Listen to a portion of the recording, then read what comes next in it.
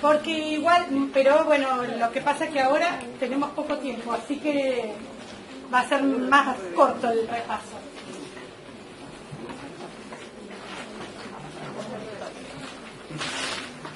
Porque muchos no fueron directamente, ¿sí? Pero recuerden que después esta semana tienen que ir. Esta semana rinde anatomía. Bueno, igual tienen que ir, ¿sí? Más falta. Bueno, igual yo sé que algunos justo rendían el jueves, en el horario de clase. Eso ya lo hablamos con la directora de departamento y con... Pero bueno, porque no debería pasar, pero bueno. Rapidito, porque no les puedo dar todo el teórico de gluconeogénesis y todo lo que tenemos que ver de líquido, pero para que se ubiquen, ¿sí? ¿Quiénes fueron a las clases prácticas de gluconeogénesis? Ah, bueno, no son. Bueno, la gluconeogénesis entonces acá está planteada desde lactato a glucosa, pero es volver a sintetizar glucosa, ¿no es cierto? ¿Se acuerdan que en la glucólisis tenemos tres reacciones que son irreversibles, ¿sí o no? Bien, y entonces, en la gluconeogénesis, porque se planteó en el teórico pasado, que no todos vinieron, que en la gluconeogénesis, entonces, esas tres reacciones que son irreversibles para la glucólisis, se tienen que hacer son catalizadas por otras enzimas que son propias de la gluconeogénesis, ¿está claro? Una reacción se considera reversible cuando la misma enzima cataliza en ambos sentidos. ¿Me siguieron? Si nosotros podemos en el cuerpo hacer la reacción inversa, pero es catalizada por otra enzima, consideramos que son dos reacciones irreversibles. ¿Se entiende? ¿Sí? Bien. En cambio, lo que me habían planteado, en cambio la decarboxilación oxidativa del piruvato es irreversible, pero además no existe la reacción que vuelva hacia atrás a partir de acetil-CoA y lleve a piruvato. ¿Me siguieron? Esa no existe directamente en el cuerpo. En cambio, las de la gluconeogénesis son reacciones diferentes a la de la glucólisis, ¿sí? Catalizadas por otras enzimas. ¿Está? Bien. Les iba a decir dos palabras del parcial, pero no llegamos, así que empiezo con esto.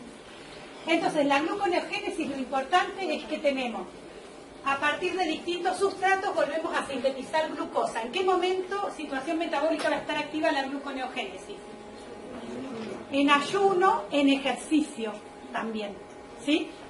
Y es a partir de lactato, de piruvato, de oxalacetato, de glicerol, de aminoácidos, todo eso me puede llegar a dar glucosa.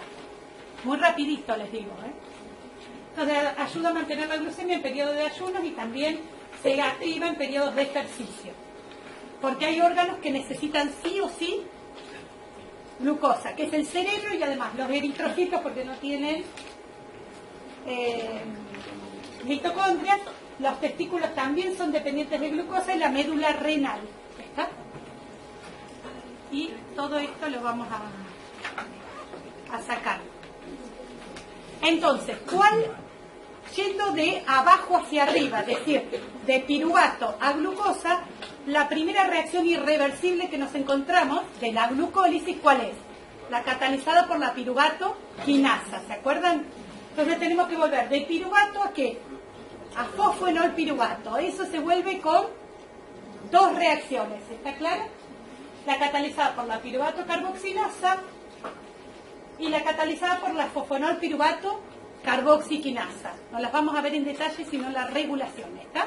Es decir, para volver de piruvato a fosfonol piruvato, que es un compuesto rico en energía, necesitamos dos reacciones distintas. ¿Queda claro eso? Bien, las reacciones. La piruvato carboxilasa, entonces, carboxila el piruvato, ¿cuántos carbonos tiene? 3. Y el oxalacetato, 4. Recuerden ustedes el ciclo de Krebs, 4 más 2 del acetil-CoA se generan compuestos de 6 carbonos, ¿está claro? Hasta que se decarboxilan, ¿se acuerdan? Bien. Y la carboxiquinasa lo que hace es tomar el oxalacetato que tiene 4 carbonos y transformarlo en un compuesto de 3 carbonos, pero rico en energía, como es el fosfonol piruvato. ¿Sí o no?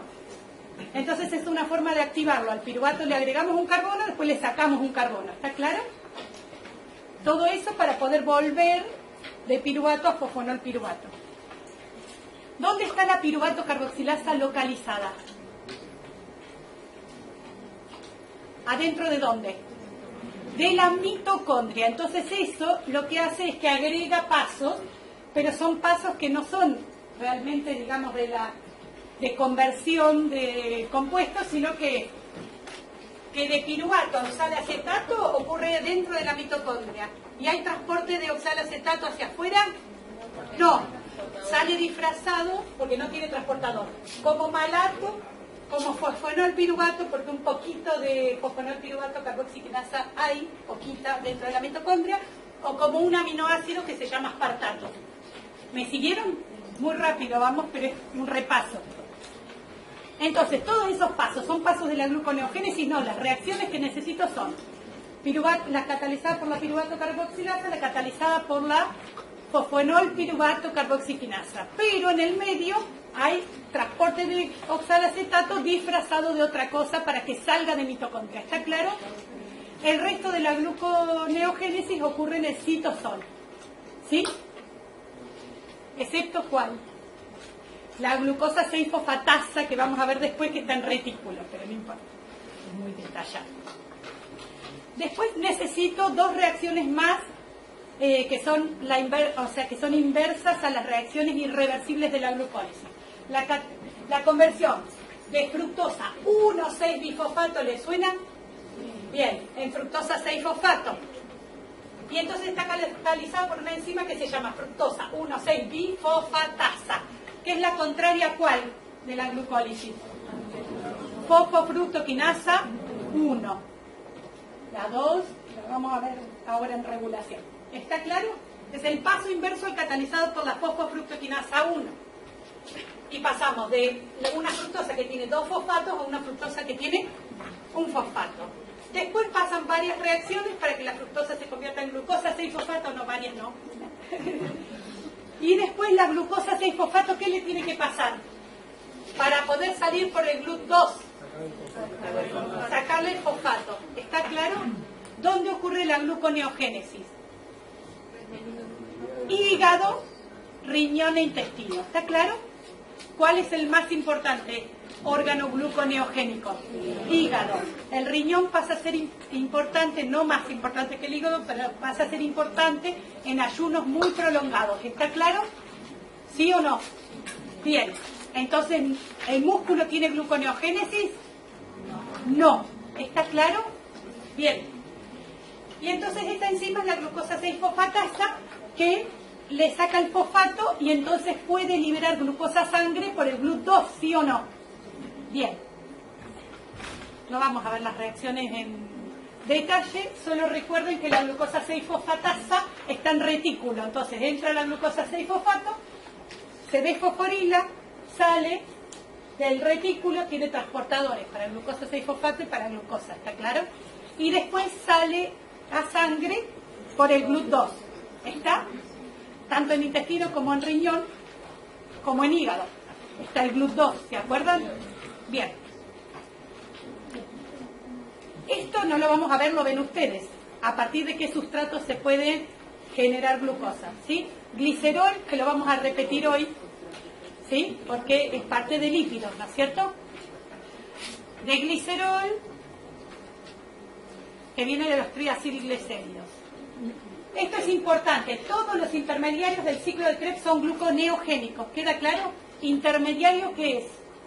Que forma parte del ciclo. ¿La acetil-CoA es un intermediario de Krebs? No, es un sustrato en realidad. ¿Sí? Bien. Y el acetil-CoA no es gluconeogénico. ¿Por qué? Porque no existe en el cuerpo humano una reacción que a partir de acetil-CoA me genere piruvato. ¿Queda claro? Y los carbonos del acetil-CoA entran a Krebs y ¿cómo se pierden? Como dióxido de carbono. ¿Está claro? Esto se lo tienen que poner en un cartel así, porque no me lo tienen que decir nunca que es glucogénico. Tienen que saber que no es glucogénico. ¿Está claro? Los carbonos del acetil-CoA no los encuentro en la glucosa. ¿Estamos? Bien. Esto no, y esto. Vamos, ustedes ya repasaron todo, así que les saco todo. ¿Y dónde tenemos que ver para gluconeogénesis? De este lado. Repasamos rapidito y vamos a lípidos, ¿sí? Porque encima llegué reta. Bueno, entonces, se ubican ahí. Acá está al revés, que normalmente los libros gluconeogénesis los ponen el piruvato abajo y la glucosa arriba. ¿Queda claro? Acá tenemos el piruvato arriba. El piruvato oxalacetato, ¿quién cataliza? Piruvato carboxilasa, que le agrega un dióxido, ¿sí o no? Bien. El piruvato pasa a oxalacetato, ¿sí? Se gasta ¿qué? ATP. Bien. Y acá se gasta ¿qué? En la otra reacción. Bien. Y ¿quiénes son los moduladores negativos? En algunos libros está el AMP, en otros libros está el ADP, ¿sí? Bien. Y cualquiera de los dos sirve. En realidad es la gluconeogénesis, cuando baja la carga energética, disminuye porque se inhiben sus enzimas regulatorias, ¿sí o no? Es contrario a lo que ocurría en la glucólisis, ¿lo ven? El ATP y el acetil-CoA estimulan, ¿sí? Entonces, el acetil-CoA no es glucogénico, pero el acetil-CoA es un modulador alostérico positivo de la piruvato carboxilasa. ¿Me siguieron? Entonces, si tenemos piruvato, que lo tengo en otra diapositiva, ahora se los muestro, pero para que lo piensen. Tenemos piruvato, tiene varios destinos ese piruvato. Puede pasar a lactato en ciertas condiciones, ¿sí? Que no son estas. Puede pasar a acetil-CoA por la piruvato deshidrogenasa, ¿sí o no? Bien. O puede pasar a oxalacetato por la piruvato carboxilasa. ¿Me siguieron? Les voy a mostrar porque esto es importante para integración metabólica. Acá está. Entonces, el piruvato puede ir a oxalacetato o acetil-CoA. Acá el oxalacetato tiene 4 carbonos y acá el acetil-CoA tiene 2 carbonos. El acetil, ¿no? El piruvato entonces va a pasar a acetil-CoA cuando esté activa la piruvato deshidrogenasa y va a pasar a oxalacetato cuando esté activa la piruvato carboxilasa. ¿Me siguen? Bien. El acetil-CoA, ¿qué hace? Inhibe a la piruvato deshidrogenasa y estimula ¿a quién? A la piruvato carboxilasa. ¿Está claro? Entonces, si en la mitocondria tenemos acumulación de acetil-CoA, se estimula la gluconeogénesis. ¿Queda claro? ¿Sí o no? Bien. Es importante esto. Ya sé que voy rápido, no sé cómo, y que están con los parciales, así que no sé cómo estará la cabeza. Debe estar como yo cuando estaba en el medio del barrio y no sabía. No, además paré varias veces y miraba y no se conectaba, entonces siempre me marcaba que estaba en el mismo lugar la flecha. Bien, así que no sabía, digo, si no salgo de acá. Bueno, pero estamos, si hay, eso es importante por lo que vamos a ver ahora en lípidos, ¿sí? El acetil-CoA, si se acumula en la mitocondria, estimula la formación de oxalacetato. ¿Está claro? Bien. Volvemos hacia atrás, hacia la regulación. Pasamos a la fosfonol piruvato carboxiquinasa, que tiene difícil el nombre, pero en realidad es la que forma fosfonol piruvato. Y entonces, gasta GTP. ¿Lo ven? Acá dice 2 porque está siempre considerando que necesito 2 piruvatos para generar una glucosa, ¿está claro? Pero en una sola reacción se necesita un solo GTP. Bien, esta aparece en re pocos libros, entonces yo se las puse acá, ¿sí? Para que la tengan, pero en realidad ahora se demostró que está inhibida por ADP, ¿sí? Si no recuerdan eso, no es tan importante. Pero ¿qué tipo de regulación tiene la fosfonol piruvato carboxiquinasa? Otro tipo de regulación. El teórico pasado estaban acá, pero con la mente en otro lado. Estas no tienen, las dos primeras no tienen regulación covalente, en realidad ninguna tiene regulación covalente de la gluconeogénesis. ¿Está claro? Bien. Esta es estimulada su síntesis por glucagón. ¿Está claro? En realidad consideren que todas, porque ahora, pero es la primera que se descubrió. Si lo ven acá, no se asusten con esto. Y acá tienen la figurita para no olvidarse. Llega el glucagón, se une a su receptor, aumenta la síntesis de AMP cíclico. ¿Esto lo conocen? Se activa una proteína quinasa A que pasa al núcleo. Y fosforila un factor de transcripción que estimula la transcripción de la enzima. ¿Lo ven? Ahí lo que ven es el mecanismo por el cual se sintetiza. Esa es la regulación a largo plazo. ¿Está claro? ¿Sí? En las otras se sabe que tiene regulación a largo plazo, no se estudió tanto el mecanismo. ¿Sí? En esta se sabe el mecanismo, que es justamente por el aumento del AMP cíclico. ¿Me siguieron o no? Entonces, recuerden, el glucagón activa las enzimas de la gluconeogénesis. ¿Quedó claro eso? Y la insulina reprime la síntesis, ¿sí? Bien. Dejamos este paso, que es el primer rodeo de la gluconeogénesis. Pasamos, acá hay muchas reacciones en el medio, ¿no es cierto? Que son reversibles. Y pasamos a este paso que es fundamental, tanto para la glucólisis como para la gluconeogénesis. ¿Me siguen o no, chicos? ¿Sí? Fructosa 1,6-bifosfatasa. Esta no hay que confundirla con la parte fosfatasa de la bifuncional. ¿Me siguieron? Esa es 2,6-bifosfatasa. ¿Está? Y entonces es fructosa 1,6-bifosfato, fructosa 6-fosfato. Le saco el fosfato. ¿Sí? Está estimulada por ATP, es una vía biosintética, y entonces el ATP no solo se necesita para esta vía, ¿sí?, gastar ATP, sino que además es un modulador alostérico positivo de estas dos enzimas, de esta y de esta. ¿Está claro? Bien. Y tiene modulador negativo, a ver si lo conocen, la fructosa 2,6-bifosfato. La fructosa 2,6-bifosfato era modulador alostérico positivo ¿de quién? De la fosfofructoquinasa 1 que cataliza el paso inverso. ¿Está claro? Entonces, si aumentan los niveles de fructosa 2,6-bifosfato en hígado, ¿quién aumenta? ¿La glucólisis o la gluconeogénesis? La glucólisis. Si disminuyen los niveles de fructosa 2,6-bifosfato, ¿quién aumenta? La gluconeogénesis. ¿Está claro? Es el mismo modulador y tiene un efecto distinto en esta enzima, que es la fosfofructoquinasa 1, y en esta, que es la fructosa 1,6-bifosfatasa. ¿Queda claro eso? Entonces ustedes ya saben cómo se sintetiza y cómo se degrada la fructosa 2,6-bifosfato, ¿sí o no?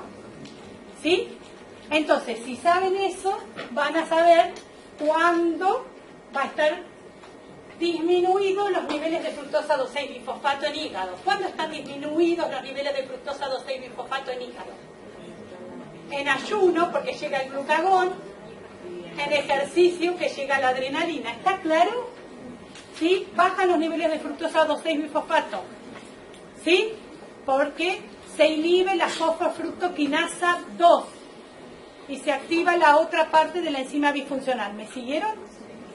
Y entonces, ya sé que marea, pero esto ya lo saben, es solo reafirmarlo. Entonces, ahí, cuando llega, por ejemplo, el glucagón en ayuno, se activa la gluconeogénesis. ¿Está claro? Porque activa las enzimas a largo plazo, síntesis, las enzimas regulatorias de la gluconeogénesis, y porque disminuyen los niveles de fructosa 2,6-bifosfato. ¿Quedó claro? Cuando llega la adrenalina al hígado, ¿qué pasa con la glucólisis hepática? ¿Y qué pasa con la gluconeogénesis hepática? Aumenta. ¿Queda claro? Porque el hígado, ¿qué hace la adrenalina? Baja los niveles de fructosa 2,6-bifosfato. ¿Quedó? Bien. Y para un poquito más, ¿y qué hace la adrenalina en músculo, en ejercicio, con la glucólisis? Aumenta. ¿Y hay gluconeogénesis en músculo? ¿Está claro? Bien.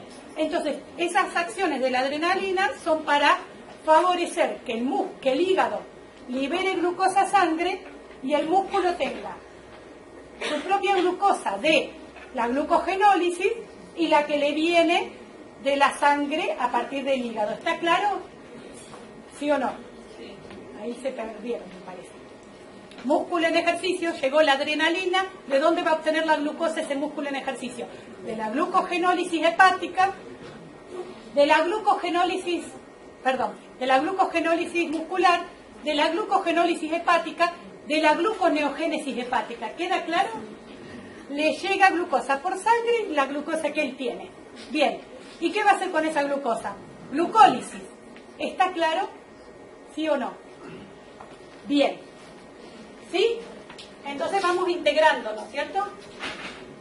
Bien, y esto siempre es lo mismo. La carga energética y la fructosa 2,6-bifosfato, ¿lo ven?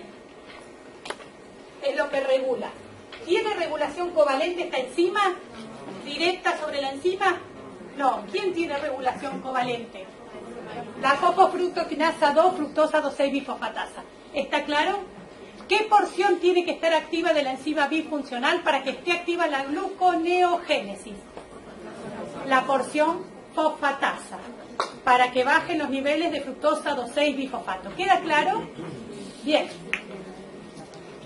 Y esta glucosa 6-fosfatasa es inhibida por AMP y por glucosa. ¿Está claro?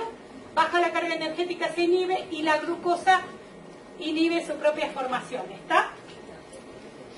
¿Sí? Es simple, esa. Esa ya un poco la conocíamos, ¿se acuerdan? Porque la mencionamos cuando vimos glucogenólisis, para entender que el hígado libera glucosa a sangre. Esa enzima, glucosa 6-fosfatasa, ¿está en músculo? No. Entonces el músculo no libera glucosa a sangre. ¿Queda claro? Bien.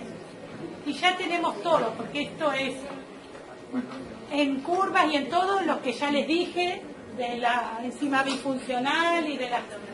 ¿Sí?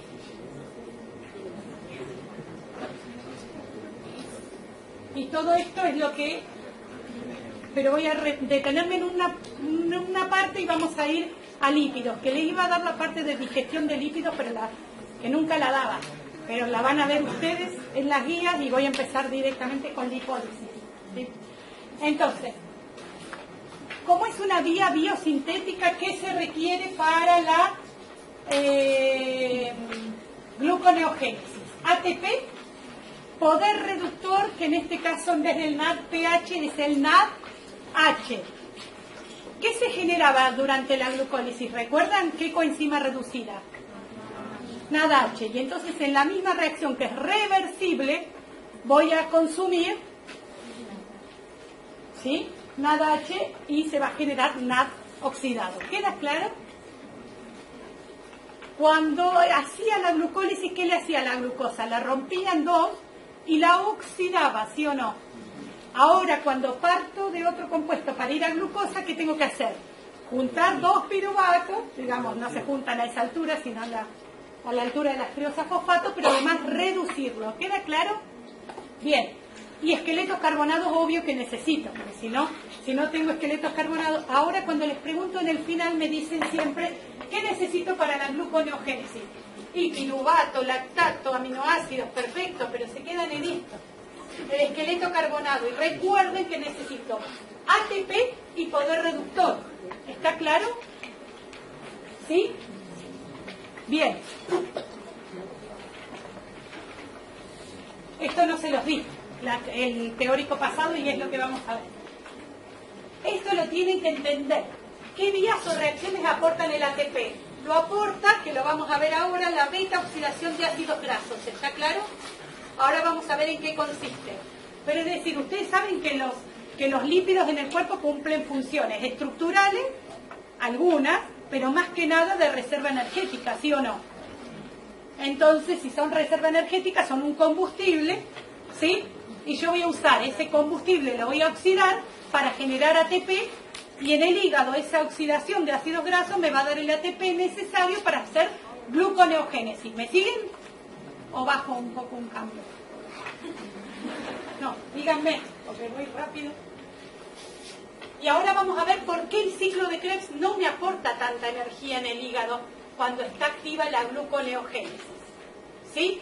Acá empezamos a verlo integrado. Les robo un mate, alguno que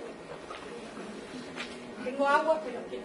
Bueno, y poder reductor necesario para la gliceraldehído 3-fosfato de deshidrogenasa lo da también la beta-oxidación de ácidos grasos. Entonces, de la beta-oxidación de ácidos grasos yo voy a obtener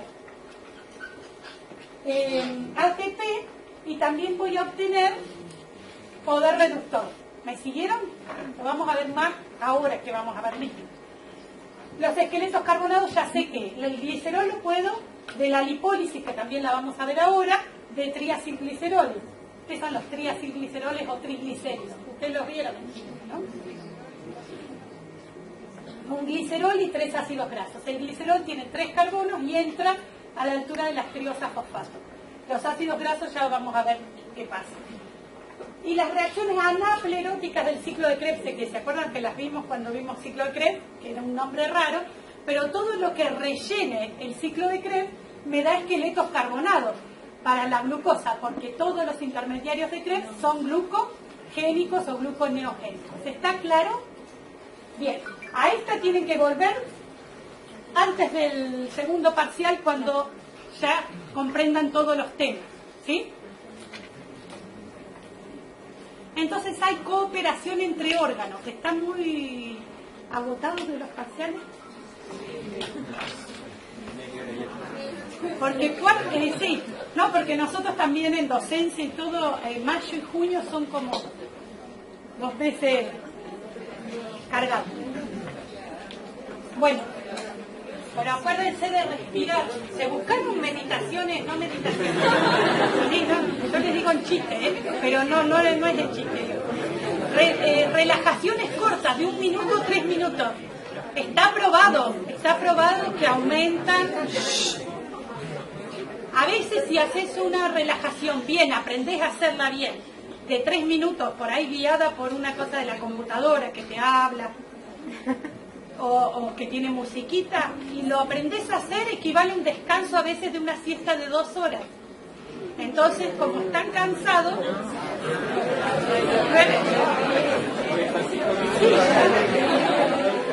bueno, es práctica. Al principio no se van a relajar y después sí. Es para descansar la mente, ¿sí? Bien. ¿Qué vamos a ver? ¿Qué vimos recién? Vimos de dónde sacábamos los esqueletos carbonados, el poder reductor y el ATP para la gluconeogénesis. Entonces necesitamos cooperación entre órganos, es decir, entre el hígado y el tejido adiposo cooperan. ¿Por qué? Porque el hígado recibe del tejido adiposo ácidos grasos, ¿sí o no? Para después oxidarlos y obtener energía y poder reductor. ¿Sí? Y también hay después cooperación entre el hígado y el músculo en ejercicio, ¿sí o no? ¿Sí? Esto vamos a volver más adelante en integración metabólica. Ya les devuelvo. Bueno, las hormonas que hacen la cooperación entre hígado y tejido adiposo, que esto está relacionado con lo que vamos a ver ahora, son las hormonas glucagón y adrenalina. ¿Está claro? Entonces ya esta diapositiva que nos dice que tanto el glucagón como la adrenalina tienen efecto en tejido adiposo. ¿Queda claro? Y esto es muy, muy importante. Después lo vamos a volver a repetir. Pero, ¿cómo está funcionando Krebs en el periodo de ayuno en el hepatocito? Bien. Y está, ya les digo, funcionando con reacciones de relleno y en el sentido que llamamos anabólico. ¿Por qué? Porque hay aminoácidos que nos están dando succinato, fumarato, malato, ¿sí? Estos se están convirtiendo en oxalacetato y el oxalacetato sale de la mitocondria disfrazado, ¿no es cierto? ¿Sí? Como malato, como aspartato, que es un aminoácido, como fosfenolpiruvato, y va hacia glucosa. ¿Está claro? Este es un concepto importante, que el oxalacetato está muy poco concentrado en la mitocondria. Entonces, cuando yo dreno oxalacetato, ¿sí?, para la gluconeogénesis, disminuye mucho el oxalacetato dentro de la mitocondria del hepatocito. ¿Está claro ese concepto? Y entonces, ¿cómo va a estar funcionando Krebs?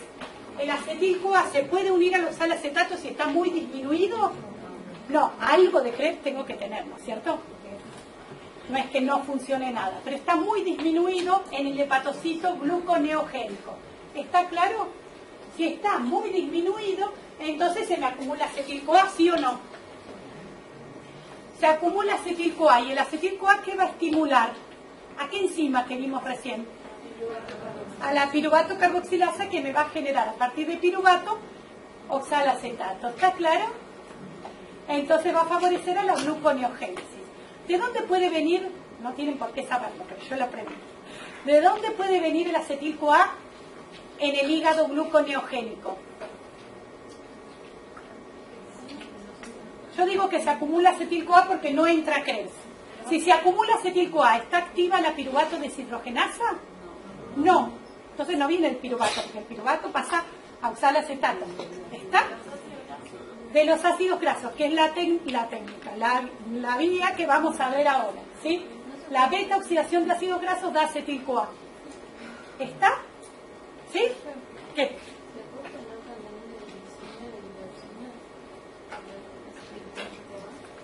Sí, también, pero eso lo vemos más adelante.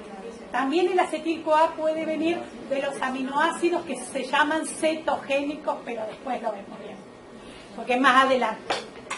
Pero lo más importante es que se acumula porque hay beta oxidación de ácidos grasos. ¿Está claro? Pero ¿qué es lo importante de acá?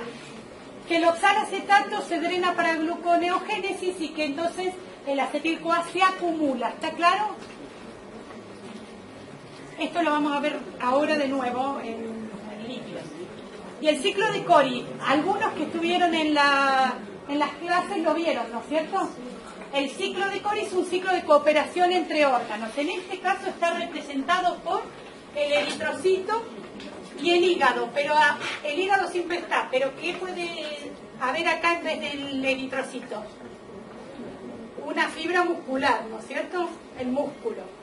Y entonces el ciclo de Cori, ¿qué establece? Que en el músculo o en el eritrocito hay glucólisis anaeróbica, ¿sí? En el eritrocito siempre hay glucólisis anaeróbica. En el músculo puede haber mayor o menor proporción de glucólisis anaeróbica, ¿está claro? ¿Sí? Si estamos en un ejercicio netamente anaeróbico, predomina, ¿sí?, la glucólisis anaeróbica. Si estamos en un ejercicio aeróbico, puede haber muy poquito de glucólisis anaeróbica. ¿Se entiende? ¿Sí o no? Pero por glucólisis anaeróbica generamos lactato que sale a sangre. El lactato llega al hígado. ¿Qué le pasa al lactato? Se convierte en piruvato. ¿Y el piruvato en qué? ¿Me siguen o no? Volvamos al ciclo de Cori, ¿sí? Empezamos con líquido. Es un ciclo muy, muy fácil. Es decir, es de cooperación entre el músculo o el eritrocito y el hígado. El músculo o el eritrocito hacen glucólisis anaeróbica y generan lactato que sale a sangre, ¿sí? El lactato llega al hígado, se convierte en piruvato y de piruvato pasa a glucosa. ¿Por qué vía? Gluconeogénesis. Y sale la glucosa. ¿Por qué glucosa? ¿Está? Y se cierra el ciclo porque la glucosa llega al eritrocito o a la fibra muscular. ¿Está claro? ¿Sí o no? Bien. Y hay otro ciclo que lo vamos a volver a ver cuando veamos compuestos nitrogenados, que es el ciclo de la glucosalanina, que la diferencia es, todo esto no lo vimos, ¿no es cierto? No se preocupen. Pero hay gluconeogénesis en el hígado. Esto puede ser en ejercicio y también en ayuno. La glucosa llega al músculo, se convierte en piruvato, ¿sí? En vez de pasar a lactato, el piruvato pasa a alanina. ¿Se acuerdan que la alanina es el piruvato con un grupo amino, sí o no? Entonces, la alanina va por sangre y en el hígado se convierte en piruvato, da glucosa y se cierra el ciclo. ¿Está claro? Y entonces el músculo, ¿qué se sacó de encima? Por un lado sigue recibiendo glucosa y por otro lado se sacó de encima el nitrógeno, porque el hígado es el único que sintetiza urea. ¿Está claro? ¿Ven que el hígado hay que cuidarlo? Porque hace de todo, ¿sí? Es el único que sintetiza urea. Les digo para cuando festejen los que aprobaron. Por la cirrosis. O ahogar las penas, cualquier cosa.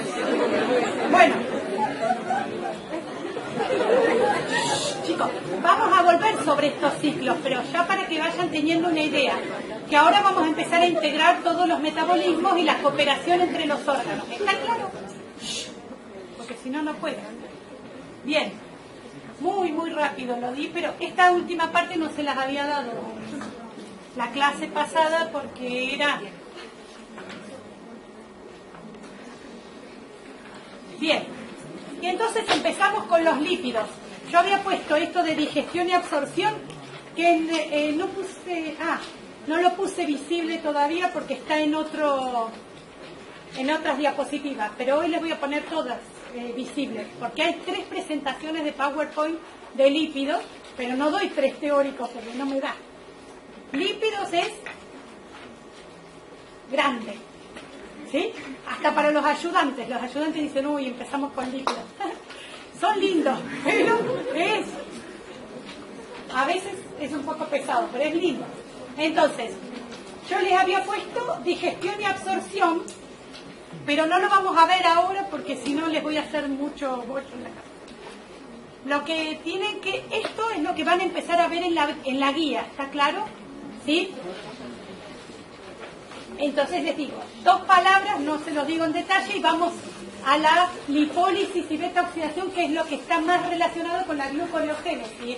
¿Está claro? Bien. ¿Qué es lo que van a tener que saber en la guía? Que no es... ¿Vieron que nosotros empezamos viendo un metabolismo siempre diciendo, bueno, cuando ingerimos, digerimos, pero después la digestión no es algo que les tomemos en bioquímica, ¿está claro? ¿Sí? Tienen que saber para tener una idea de dónde vienen los combustibles, ¿está?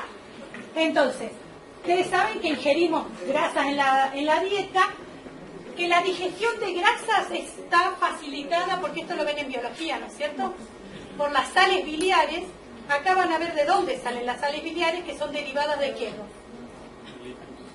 Del colesterol. El colesterol forma sales biliares en el hígado y en el intestino por bacterias. ¿Está? Todo eso se los iba a decir, pero no.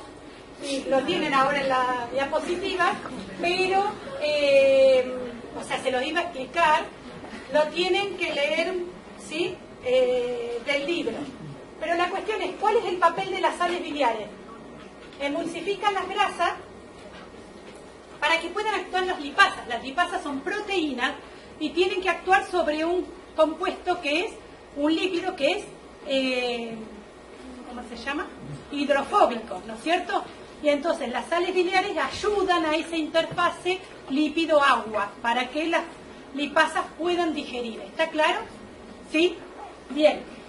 Lo importante de acá, ¿qué es? Las lipasas intestinales, que las van a ver cuáles son, hidrolizan triacilgliceroles. Y en el enterocito, ¿qué pasa? En el enterocito, chicas, se fueron 2 chicas, pero pasen el presente, ¿lo hicieron? Bien. Bueno, los ácidos grasos son absorbidos por el enterocito y el enterocito vuelve a formar triacilgliceroles. ¿Está? ¿Y qué hace con esos triacilgliceroles? Los carga en lipoproteínas. ¿Han sentido hablar de las lipoproteínas? Bien. No les pido más. Bien, entonces, estas lipoproteínas, las que van a ver al principio de la guía, después van a ver las otras, que están más relacionadas con el metabolismo del colesterol. Pero al principio de la guía, ¿cuáles tienen que conocer? Los kilomicrones y las VLDL. Los kilomicrones son los que se forman en el enterocito, y es decir, que son, estos son los ácidos biliares, acá como se sintetizan, que lo pueden ver acá o lo ven en el libro, ¿sí? Las lipasas, y esto es un kilomicrón. Así paso rápido la hora. El kilomicrón, ¿qué tiene? Una capa de fosfolípidos. ¿Qué tiene hacia afuera? La cabeza del fosfolípido, que es hidrofílica, ¿sí o no? Y hacia adentro las colas de los ácidos grasos, ¿lo ven? Bien. Acá adentro tiene triglicéridos el kilomicrón. Muchos triglicéridos. El kilomicrón transporta lípidos de origen endógeno o exógeno. Exógeno, porque venían ¿de dónde? De la dieta. ¿Y dónde se generó el kilomicrón? En el enterocito, ¿está claro? Bien, todas las demás lipoproteínas se generan en el hígado. ¿Está? El kilomicrón en el enterocito. Y tiene apoproteínas, después lo van a ver en detalle, que son estas proteínas. Si no, no sería una lipoproteína, sería un lípido. ¿Está? Un conjunto de lípidos. Bien, esos kilomicrones... Ay, acá decía exógeno. Ni leyeron. Bien. Entonces, esos kilomicrones, les cuento rapidito, pero para que entiendan, porque les cuesta cuando lo leen, ¿sí? Pero los detalles los tienen que leer ustedes en el libro, ¿sí? Los kilomicrones circulan primero por la linfa y después van a sangre, ¿sí? Es decir, que no pasan directamente por el hígado, se saltean el circuito enterohepático, ¿está claro? ¿Sí? ¿Vieron algo del circuito enterohepático en alguna...? Bueno, pero generalmente la sangre que sigue el camino del intestino va hacia el hígado filtra un montón de cosas, no filtra en general, digamos que hace un montón de cosas, absorbe, ¿sí? Y después pasan a los tejidos extrahepáticos. Esto, los kilomicrones, van primero a los tejidos extrahepáticos, ¿está claro? Kilomicrones entonces van por los capilares sanguíneos y acá tenemos por ejemplo un adipocito y entonces ahí actúa una lipasa que se llama lipoproteína lipasa, ¿sí? Esta la tienen que conocer, ¿está bien? En otro teórico se las voy a volver a retomar para que la recuerden, porque después vamos a ver ahora otra lipasa y no se las tienen que confundir, ¿está claro? Esa lipoproteína lipasa está adosada al endotelio de los capilares, o sea que es extracelular, y lo que hace es degradar los triacilgliceroles amarillitos que veíamos adentro del kilomicrón, ¿sí? Pobres de ellos no ven nada nunca. Y después los ácidos grasos pasan a quién? Por ejemplo, al adipocito o al miocito, ¿está claro? En el adipocito, ¿qué van a hacer? Se van a acumular como triacilgliceroles, ¿está claro? Y un poquito va a servir para energía, ¿sí? En cambio, en el miocito muchas veces no acumula tantos triacilgliceroles, entonces los usa, el músculo en reposo los usa, ¿sí? El músculo en ejercicio aeróbico también los usa. ¿Está claro? A los ácidos grasos. Muy rápido se los estoy diciendo, pero ¿qué es lo que tienen que ver ustedes? Tienen que saber un poco de digestión de lípidos para entenderlo. No es que les voy a preguntar qué enzimas son las que digieren lípidos, ¿está claro? Pero sí tienen que saber qué es un kilomicrón y qué hace y cómo se regula la lipoproteína lipasa. ¿Está claro? ¿Sí? Esa, y acá tienen otra, pero ahí aparecen todas las otras lipoproteínas que la vamos a ver más adelante, ¿está? ¿Por qué ven juntas ustedes los kilomicrones y las LDL? Porque las dos, esta sale del enterocito, esta sale del hígado, las dos son ricas en triacilgliceroles, ¿está claro? Y los triglicéridos o triacilgliceroles que contienen estas lipoproteínas son sustratos de la misma enzima que es la LPL o lipoproteína lipasa. ¿Me siguieron hasta ahí o no? Entonces la proteína lipasa tendrá los triacilglicéridos, pero en el endotelio de los capilares, es decir, está ella adosada al endotelio del capilar, ¿sí? Es extracelular la enzima, degrada los triacilglicéridos y las células captan, el adipocito, el miocito captan los ácidos grasos y el glicerol muchas veces va a hígado. ¿Está? ¿Sí? ¿Sí o no? Bien. Y los dos, las VLDL y los kilomicrones tienen triacilglicéridos que son sustratos de la lipoproteína lipasa. ¿Está claro? Y acá tienen todas las características. Es activado por una apoproteína C2, como no lo vimos en detalle, todavía no entienden, pero es una proteína que tiene el kilomicrón, ¿ya? Y la activa alostéricamente. Y lo más importante es que la insulina promueve su síntesis y secreción. Entonces, ¿cuándo va a estar activa la LPL? En periodo postprandial. ¿Y cuándo va a haber kilomicrones en sangre? En periodo postprandial, cuando comimos, ¿sí?, grasas e hidratos de carbono y entonces liberamos insulina. ¿Queda claro? O sea que ahora estamos hablando de esto que es ingestión y digestión de lípidos y transporte de lípidos, y entonces estamos hablando de un periodo que postprandial, ¿sí? Pero yo lo que quiero es llegar muy rápido, se los dije. Eso es lo que tienen que leer para el principio de la guía. El principio de la guía tiene digestión de lípidos, transporte de kilomicrones y VLDL, o sea, ¿qué son? Y la lipoproteína lipasa. ¿Quedó claro, aunque sean los temas punteados? Sí. No está mal en... Sí, en el blanco no está mal. Por ahí no está la regulación, dice lo de la ApoC2 y por ahí no dice lo de la insulina. Pero no está mal. La figura del blanco de lipoproteínas en general es buena. Pero si ustedes empiezan a leer con las primeras preguntas, todo lipoproteínas, que después vienen otras preguntas de lipoproteínas, se van a marear. Entonces, céntrense kilomicrones y VLDL. ¿Está claro? Las VLDL pues siguen su camino y se van transformando en partículas que se llaman LDL, ¿las sintieron nombrar? Que son ricas en colesterol y los llamamos colesterol malo. En realidad los bioquímicos lo llaman colesterol malo en los análisis. ¿Está claro? Toda esa segunda parte está más relacionada con el colesterol y la vemos más adelante en la guía. ¿Está claro? No la van a ver la semana que viene, ¿sí? Pero la primera parte de estas proteínas, lipoproteínas ricas en triacilglicéridos, la van a empezar a ver al principio de la guía de lípidos. ¿Sí está claro? La cuestión es, lipoproteína lipasa es extracelular, ¿sí? Volvemos a eso, porque es importante. Es extracelular, se activa alostéricamente por una apoproteína que lleva los kilomicrones y las VLDL, hidroliza triacilgliceroles en ácidos grasos y glicerol, pero está activa en periodo postprandial, ¿está claro? Por la insulina. ¿Me siguieron? Ahora vamos a pasar a otra etapa, nada que ver. ¿Está claro esto? Que lo di muy rapidito. Porque ahora vamos a ir al catabolismo de lípidos. Entonces, antes que eso les digo, los lípidos son una bolsa de gato.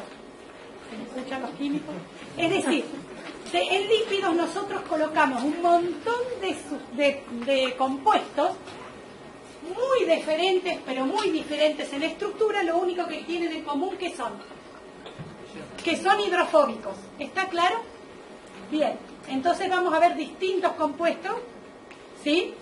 Que forman parte de los lípidos. Y tenemos los lípidos que se utilizan como reserva y como combustible, que son los triglicéridos o triacilglicéridos, es lo mismo. ¿Está claro? Y después tenemos los estructurales, que ¿cuáles son? Los que tienen función estructural. Los fosfolípidos, ¿sí? El colesterol tiene de ambas, porque está en las membranas, pero el colesterol tiene otras funciones, ¿sí? Y después tenemos también lípidos que forman parte de la señalización. Bueno, en los estructurales también está los que forman parte de la vaina de mielina, bueno, un montón, ¿no es cierto? No los vamos a ver en detalle ahora. Pero además tenemos los lípidos que forman parte de la señalización celular. ¿Cuáles son? Todas las hormonas esteroidales, ¿sí o no?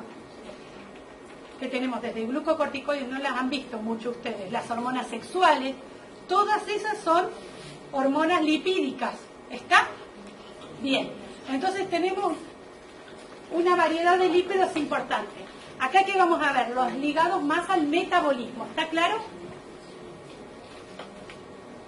¿Me siguieron, chicos? Entonces, estábamos en gluconeogénesis y ahora hicimos un parate para ver algo de qué pasa con los lípidos en periodo postprandial. Un poquito, ¿está claro? ¿Qué pasa con los lípidos ingeridos? Y ahora volvemos al catabolismo de lípidos. El catabolismo de lípidos, ¿en qué situación metabólica va a estar activo? El catabolismo de lípidos, ¿cuándo va a estar activo? ¿Cuándo estoy bajando de pesos y quemando grasas? En ejercicio aeróbico sostenido, ¿sí o no? Si yo hago así, no quemé nada. Si no sería fácil. ¿Está? Bien. ¿Y en periodo postprandial estoy quemando lípidos? A lo sumo estoy obteniendo energía de los lípidos ingeridos. ¿Está claro? Bien, ahí voy. Entonces, ¿y en qué? En ejercicio aeróbico sostenido estoy movilizando las grasas del tejido adiposo, ¿sí o no? Por eso, si haces mucho ejercicio, bajas de peso, ¿sí? Y en ayuno... Claro, en ayuno, incluso en ayuno temprano comienza la lipólisis, ¿está claro? Pero se observan los cambios en un ayuno más prolongado. Pero no es que no haya en ayuno temprano también lipólisis. ¿Pero la fase 2 se considera tercer o cuarto día? Depende, se establece así, pero depende siempre del organismo también, ¿sí? De la situación metabólica del organismo. ¿Está? Entonces yo no... Después más adelante, en integración metabólica vamos a ver las fases del ayuno, ¿sí? Pero muchas veces cuando después les digo, no aclaramos, les digo ayuno y consideran los dos tipos de ayuno. Si digo ayuno temprano, consideran solo ayuno temprano. ¿Está? Bueno, ¿quedó claro en qué vamos a ingresar, en qué tema, sí o no? Bien. Entonces, si yo digo catabolismo de ácidos grasos, estoy diciendo que se están rompiendo los ácidos grasos de reserva. Y a eso le llamo lipólisis. ¿Queda claro?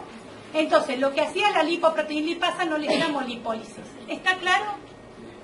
Bueno, después volvemos sobre eso. ¿Está? Porque son dos periodos distintos, pero siempre son lipasas. ¿Me siguieron? Vamos. Entonces, ¿qué vemos en el catabolismo de lípidos? De lípidos, en realidad de triacilglicéridos. Lipólisis y beta-oxidación de ácidos grasos.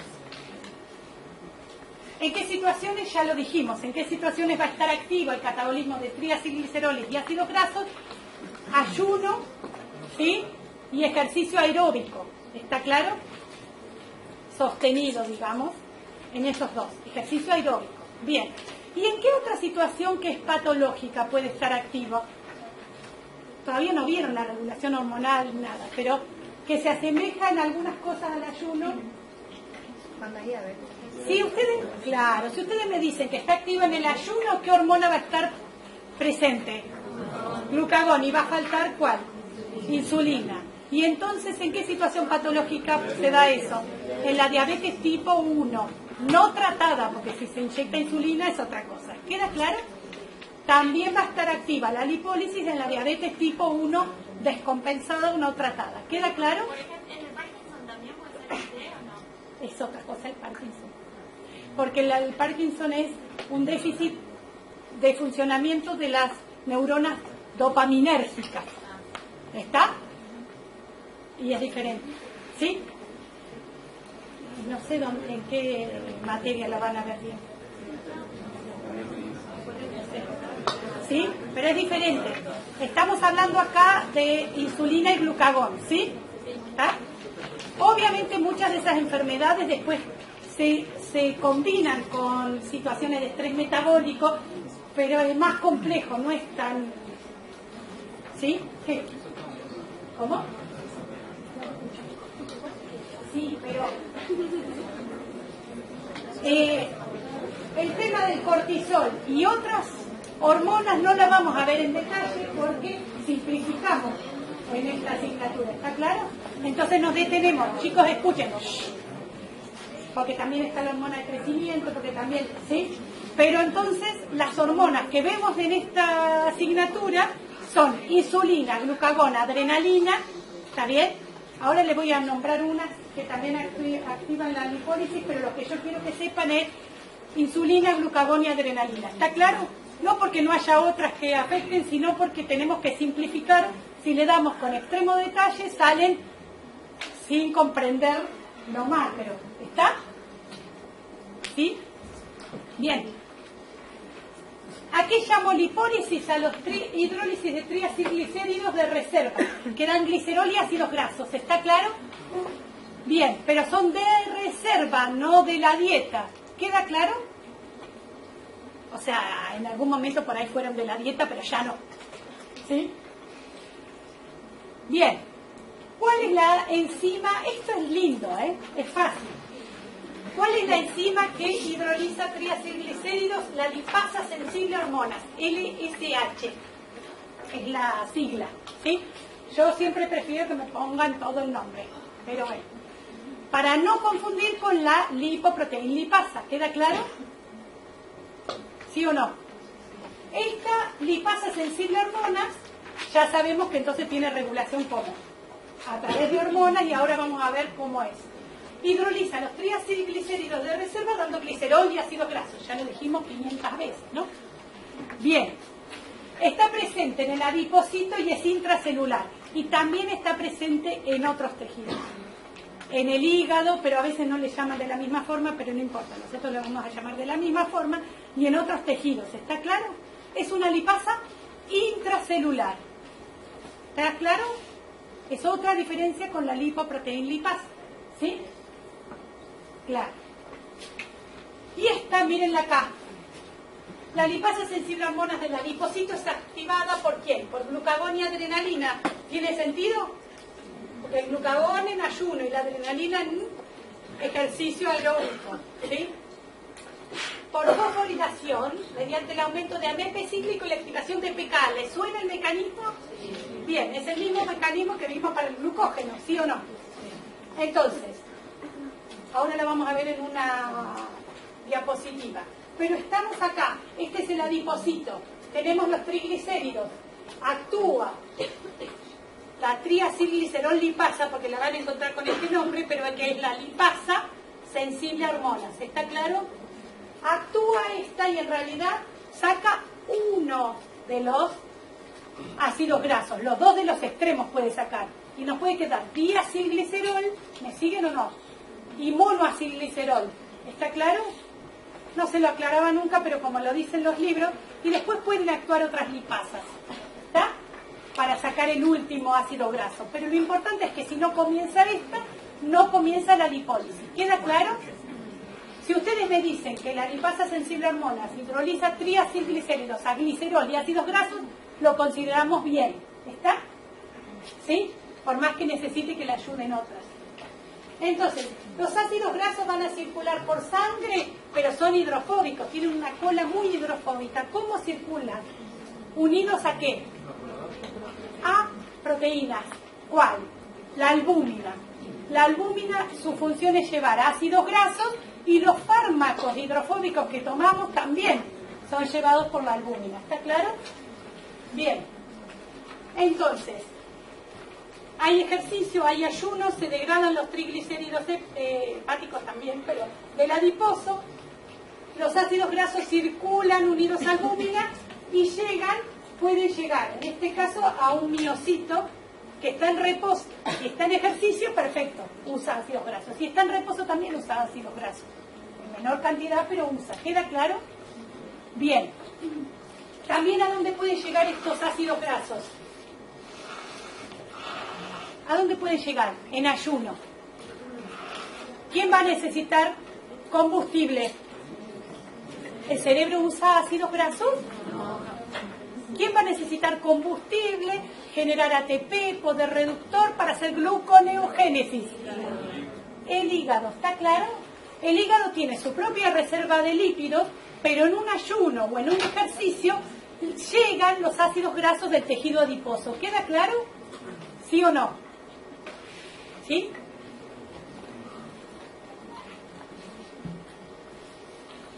Bueno, esto a ver si lo tengo acá. Vamos a verlo primero en la figura y después en el texto, que es más fácil. ¿Entendieron eso, chicos, del hígado? ¿Se acuerdan que vimos hace un ratito que había cooperación entre órganos? Y entonces imagínense ustedes que salen a correr una maratón. ¿Sí? Salen a correr una maratón. Y entonces el glucógeno les va a alcanzar hasta cierto momento, ¿no es cierto? Pero antes de que se termine, mucho antes de que se termine el glucógeno, ya están usando las reservas lipídicas, ¿sí o no? Porque están en un metabolismo aeróbico, ¿sí? Pero el cerebro siempre va a necesitar glucosa. Entonces, ¿cómo se mantiene la glucemia? Porque el hígado hace gluconeogénesis. ¿Me siguen? Bien, hace gluconeogénesis. Pero entonces la glucólisis hepática, ¿cómo está? ¿Y el ciclo de Krebs? Bajo. ¿Y entonces de qué vive el hepatocito? ¿Sí? De los ácidos grasos que le vienen del tejido adiposo. ¿Queda claro? Bien. ¿Me siguieron la idea? ¿Sí? Vamos a ver la lipólisis, que es simple, ¿eh? Ya ustedes me lo pueden ir diciendo. Acá, ¿quién se unió al receptor? El glucagón o la adrenalina. Bien. Esto en el tejido adiposo y también en el muscular también hay un poquito de lipólisis y en el hepático, ¿sí? Se activa la adenilato ciclasa, que es el AMP cíclico, que activa la proteína quinasa A, ¿sí o no? Chicos, concéntrense. Y entonces la proteína, la PKA, fosforila ¿a quién? A esta, que este es del extrayer. Y entonces le llama triacilglicerolipasa, pero es la lipasa sensible a hormona, que es una triacilglicerolipasa. Esta fosforilada está activa y pasa del triacilglicerol al diacilglicerol. Otras lipasas generan ácidos grasos libres y glicerol. ¿Queda claro? ¿Es simple o no esto? ¿Qué tipo de regulación tiene la lipasa sensible a hormonas? Sí, si me dicen solo hormonal, no me dicen nada. Regulación covalente, que depende de la acción hormonal. ¿Está claro? ¿Cuándo va a estar activa? Cuando está fosforilada. ¿Qué hormonas inducen la fosforilación? Glucagón y la adrenalina. ¿Quién va a hacer que se disminuya su fosforilación? La insulina, a través de la proteína fosfatasa. ¿Queda claro? Bien. Muy parecido a la regulación del glucógeno, ¿sí o no? Bien. Entonces acá está. Esta lipasa sensible a hormonas es activada por glucagón, adrenalina, lo pongo porque está en los libros, pero ustedes tienen que saber las dos primeras, y la adenocorticotrofina, que es una hipofisaria. Por fosforilación dependiente de AMP cíclico. Es inhibida por insulina y ciertas prostaglandinas, no importa, que disminuyen el AMP cíclico, ¿sí o no? ¿La insulina disminuye el AMP cíclico? Sí, porque activa la fosfodiesterasa. Y además activa proteína fosfatasa 1 que desfosforila la lipasa y la inhibe. ¿Queda claro? ¿Sí? Este mecanismo ya lo hemos visto muchas veces, ¿sí o no? Es el mismo, ¿sí? Bien. Esto lo tienen ya, lo puse visible medio tarde. No sé si alguien lo va. Bien. Y esto es otra cosa, no lo daba antes, pero la culpa la tienen los alumnos anteriores a ustedes, que lo preguntan, entonces lo incluyen. Bien, y entonces, acá lo que vemos lo mismo que ya vimos, la hormona con el receptor, se activa una proteína GS, estimula la adenilato ciclasa, aumenta el AMP cíclico, activa la PKA. Rapidito lo dije porque ya lo saben. La PKA fosforila la hormona, a la lipasa sensible a hormona, y la activa, ¿sí o no? Pero esta lipasa no puede, esto es una gota de lípido del adipocito. ¿Lo vieron ya en histología, los adipocitos? Bueno, el adipocito es gota de lípido, casi, no tiene organelas, pero digamos, casi todo acumulación de lípidos, ¿sí?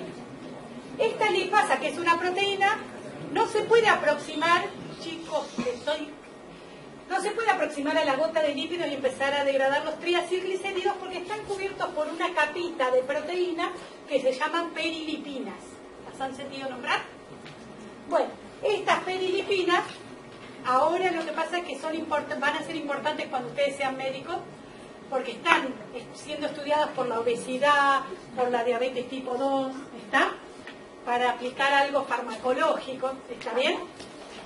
Entonces, estas recubren la gota de lípido. Y entonces, ¿cómo se puede acercar la lipasa sensible a hormonas? Porque la PKA también fosforila a las perilipinas, que estaban así, y se cambian su conformación.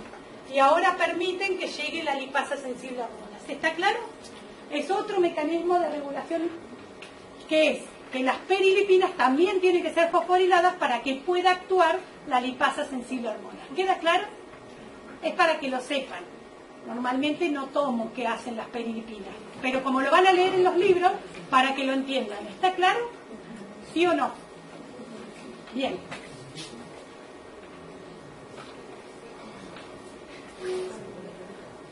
¿Y qué pasa con el glicerol? Porque vimos qué pasa con los ácidos grasos. ¿Y qué pasa con el glicerol? El glicerol, si estamos en catabolismo de triglicéridos en el tejido adiposo, ¿en qué situación estamos? Metabólica. Lo dije 500 veces. Vuelvo a preguntar. Está activa la lipólisis en el tejido adiposo. Estamos en ayuno y en ejercicio aeróbico. ¿Está claro? Bien. Entonces, el glicerol, ¿para dónde va a ir? Va a ir al hígado. Pero en el hígado, ¿qué vía va a seguir el glicerol? La gluconeogénesis. ¿Está claro? ¿Por qué? Porque el glicerol, por una glicerolginasa pasa el glicerol 3-fosfato, se convierte en dihidroxiacetona-fosfato, y como dihidroxiacetona-fosfato se puede transformar en gliceraldehído 3-fosfato, ¿sí o no? Estos siempre están en equilibrio, ¿se acuerdan? Son las triosas-fosfato. Esas triosas-fosfato de las triosas-fosfato puede ir a formar glucosa o a glucólisis. ¿Está claro? El glicerol entra a nivel de las triosas-fosfato, porque el glicerol, ¿cuántos carbonos tiene? 3. Entonces entra en el momento en que están las triosas-fosfato. ¿Me siguen? De ahí puede ir a glucólisis o a gluconeogénesis. ¿Está claro? Si el glicerol viene de la hidrólisis de triacilglicéridos, ¿a dónde va? En hígado. A gluconeogénesis porque está activa. ¿Me siguen? ¿Sí o no? Pero si el glicerol viene de la acción de la lipoproteína lipasa, se los complico. En periodo postprandial, ¿el glicerol a dónde va? ¿A glucólisis o a gluconeogénesis? Glucólisis, porque va a estar activa la glucólisis. ¿Entienden? Entonces, ¿para dónde vaya el glicerol? Va a depender de cómo está el hepatocito. Si está en periodo postprandial, va a ir a glucólisis. Si está en ayuno o ejercicio, es decir, que el glicerol viene del catabolismo de triglicéridos, va a gluconeogénesis. Medio difícil, pero ¿lo entendieron? Ahora, en esto que estamos viendo, que es catabolismo de triacilglicéridos, el glicerol va a gluconeogénesis. ¿Queda claro? Poco, me dicen sí. ¿Otra vez? Cuando está activa la lipasa sensible a hormonas, es porque ¿qué hormonas están presentes? Glucagón y adrenalina. Si está presente glucagón y adrenalina, ¿qué está pasando en el hepatocito? ¿Hay gluconeogénesis o glucólisis? Gluconeogénesis. Entonces el glicerol que viene de los triacilglicéridos y llega a hígado, ¿a qué vía va? Gluconeogénesis. ¿Está claro? ¿Sí o no? Bien, la otra la revisamos después. Si les pongo lo otro. En otro momento, ¿cuál va a ser? Va a glucólisis, el glicerol. Pero en otro momento, que haya glicerol, que venga de la dieta, ¿se entiende? ¿Sí o no? ¿Me siguieron? ¿En qué momento el glicerol en hígado puede ir a glucólisis? Cuando esté activa la glucólisis.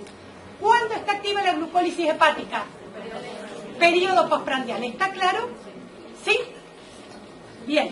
Pero ahora volvemos que estamos en ayuno, ejercicio, diabetes tipo 1 no tratada. ¿Queda claro? Bien. Ya sé que yo se los digo y después hay que estudiarlo, porque a uno le queda como una nebulosa, pero le sirve cuando va estudiando, por ahí recuerda lo que yo dije. Bien.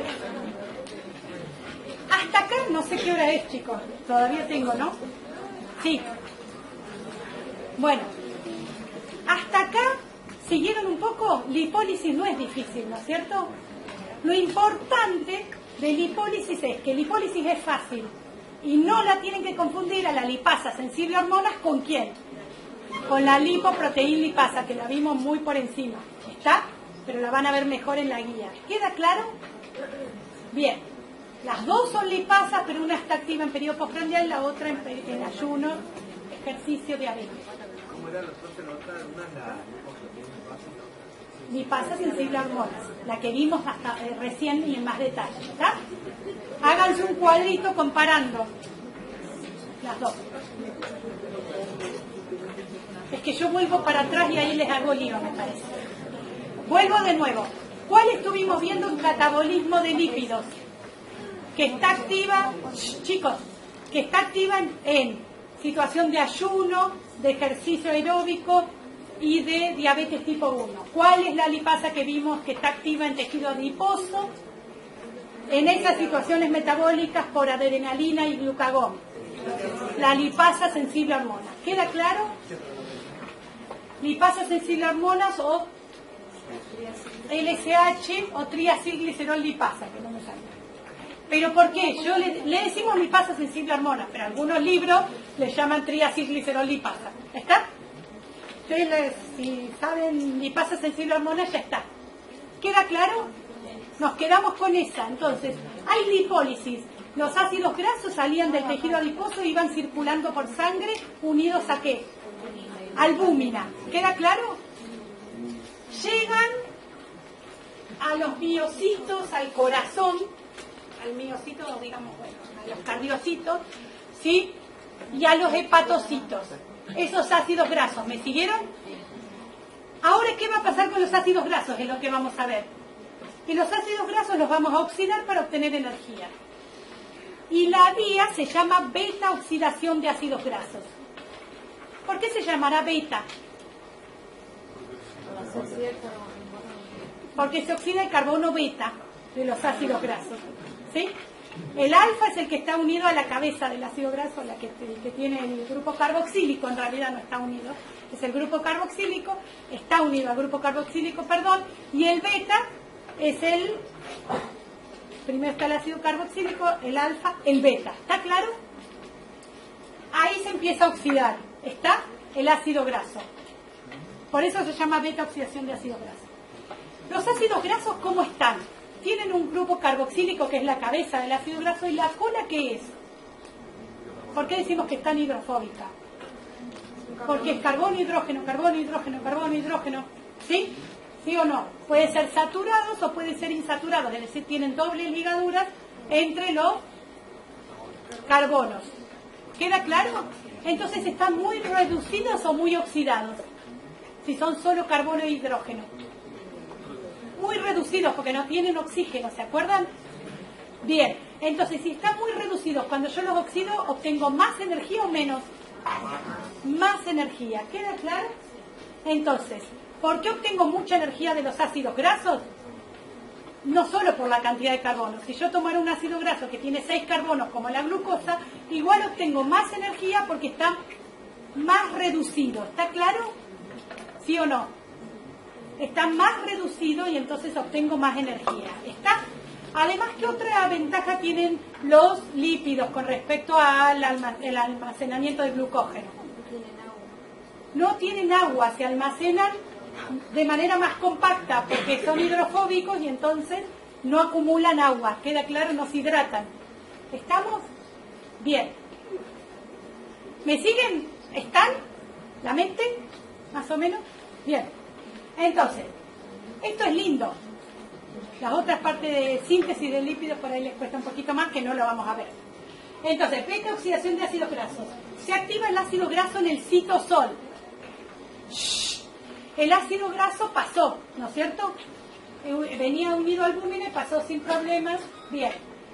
Se activa el ácido graso que está en el citosol. Se transporta hacia la matriz mitocondrial donde ocurre la beta oxidación. ¿Está? El transporte es importante porque es el sitio de regulación de la beta oxidación. Y después ocurre realmente la beta oxidación, que son varias veces ocurren las mismas reacciones, porque el ácido graso puede tener 16 carbonos, ¿está? Entonces, se oxida el primer carbono beta, se rompe en un acetil-CoA, se oxida el otro carbono beta nuevo, y así se va oxidando. Vamos a verlo ahora. ¿En qué consiste la beta oxidación? Hay una oxidación, que es lo mismo que decir deshidrogenación, ¿sí o no? Ellas saben qué es oxidación y qué es reducción. Ligada a, ¿qué coenzima? FAD. Después hay una hidratación, ahora lo vamos a ver. Después de nuevo se vuelve a oxidar, pero esta vez ligada a qué coenzima? NAD, que se reduce. Era FAD reducido, NAD reducido. Y después se libera un acetil-CoA. Y me queda un ácido graso, que si antes era de 16 carbonos, ahora si se liberó un acetil-CoA, ¿cómo va a quedar el ácido graso? ¿De cuántos carbonos? Si tenía 16, va a quedar de 14. ¿Está bien? Ese ácido graso de 14 va a volver a sufrir beta oxidación. Se libera ostroacetil-CoA y me queda 12 carbonos. Así hasta que termino de oxidarlo todo. ¿Está claro? Yo me voy adelantando, ahora se los muestro en las figuras, pero ¿qué destino van a tener en la mitocondria el FAD reducido y el NAD reducido? ¿Para qué los voy a usar? Los desapruebo a todos, el primer parcial. ¿A dónde pueden ir el FAD reducido y el NAD reducido en una mitocondria? A la cadena de transporte de electrones. ¿Está claro? Bien. ¿Estamos? ¿Sí o no? Además, parte del NADH puede salir el poder reductor para, pero no lo vamos a ver cómo, no importa, pero para la gluconeogénesis porque necesitaba, ¿se acuerdan? Bueno, que no sale como NADH, pero no importa. Bueno, activación del ácido graso. No sé, Marín, con las fórmulas y eso, pero la cuestión es, si yo tengo que activar un ácido graso, ¿qué voy a gastar? Sí, para activar siempre que gasto ATP, ¿está claro? Es costoso porque lo tengo que activar. Después me va a dar mucho ATP cuando lo oxide.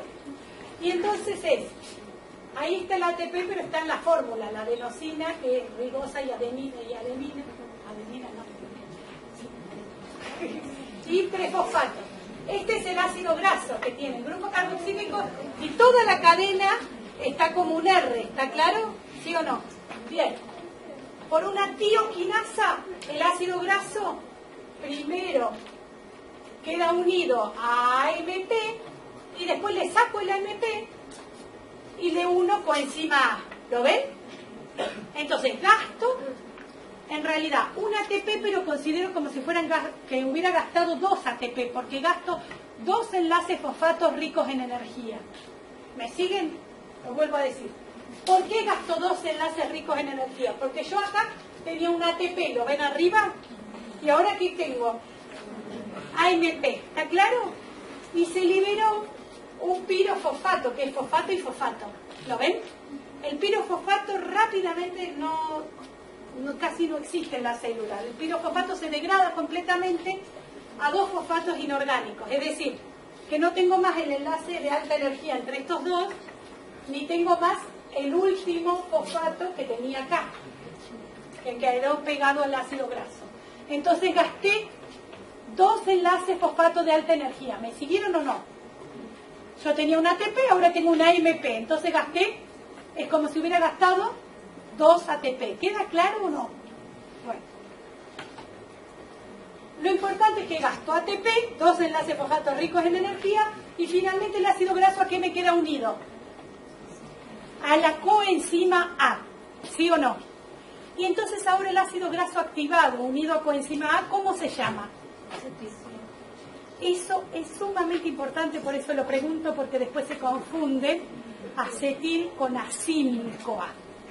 El ácido graso unido a coenzima A se llama acil-CoA, es un acilo. ¿Está claro? No está unido a la coenzima A, ¿me siguen?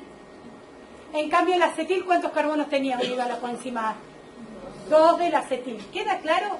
El nombre es parecido, pero son 2 cosas diferentes, ¿sí o no? Bien. Entonces, todavía lo único que hice fue gastar ATP para generar, tenía el ácido graso solo y ahora le pude pegar coenzima A. ¿Hasta ahí siguen? Y entonces, ¿por qué es importante? Porque esta es la del transporte. Ah, yo le había puesto el nombre, pero no. Bueno, lo hice en la otra computadora. Esta es la mitocondria, ¿sí? Y estamos acá. La membrana externa de la mitocondria, el acil-CoA lo pasa así, como si no existiera. Pero la membrana interna es otra cosa, ¿no es cierto?, de la mitocondria. Entonces, ¿cómo lo transporto hacia la matriz mitocondrial? Primero, ahora les voy a decir cuáles son de cadena larga, corta. Solo los de cadena larga o muy larga, solo los ácidos grasos de cadena larga o muy larga, necesitan ser transportados Los otros pueden pasar por la membrana interna de la mitocondria sin ser transportados. ¿Queda claro eso? Solo los de cadena larga o muy larga, ¿está? Ahora vamos a ver los carbonos. Entonces, tengo el acil-CoA, ácido graso unido a coenzima A. Hay una enzima que es muy importante, que es la carnitina aciltransferasa 1 o CAT1, ¿sí? Que está en la membrana interna de la mitocondria, pero hacia el espacio intermembranoso. ¿Se ubicaron? ¿Sí o no? ¿Esta qué hace? Lo único que hace es le saca la coenzima A al ácido graso y en lugar de eso le pone una cosa que se llama carnitina. ¿La habían sentido nombrar? Ah, porque a veces se les da que no debería a los deportistas. Porque se tiene que dar solo si hay una patología. ¿Está? Bien. Pero la carnitina lo que hace es que le permite al ácido graso unido a carnitina que sea reconocido por esta que es la que está en rojito, el contratransportador que mete o introduce, mejor, en el final no, acilcarnitina a la matriz mitocondrial y vuelve carnitina sola. ¿Está claro? Bien. Ahora, esta acilcarnitina no me sirve para la beta oxidación. Entonces, ¿qué tengo que hacer dentro de la matriz mitocondrial? Sacarle la carnitina y volverle a pegar coenzima A. Todos estos pasos no serían necesarios si el transportador reconociera acil-CoA. ¿Está claro? Pero reconoce el ácido graso unido a carnitina. ¿Me siguen? ¿Qué es la carnitina? Es esto. Es un compuesto que es sintetizado por el organismo y que es un butirato, es decir, un ácido graso de 4 carbonos, pero que tiene trimetilamonio. ¿Sí? Entonces es, en realidad, les digo el nombre, pero no importa, ustedes le pueden llamar carnitina. 3, porque este es el carbono 3 hidroxibutirato trimetilamonio. ¿Sí? Ese es el nombre de orgánica. ¿Está? Bien, pero no. ¿Pero por qué se los muestro? No porque tengan que saber la fórmula, sino porque después me dicen, el ácido graso se transporta, lo transporta la carnitina. No, lo transporta una proteína transportadora. Pero el ácido graso está unido a un compuesto que se llama carnitina. ¿Queda claro? Bien, son dos cosas distintas. ¿Por qué es tan importante este paso? Porque esta es la enzima regulatoria de la beta-oxidación. Es decir, la beta-oxidación, me estoy adelantando, después se los muestro en la diapositiva, se regula por disponibilidad de sustrato. Los ácidos grasos que entran en la mitocondria se degradan. Entonces, ¿qué regulamos? El transporte. ¿Sí? La CAT1,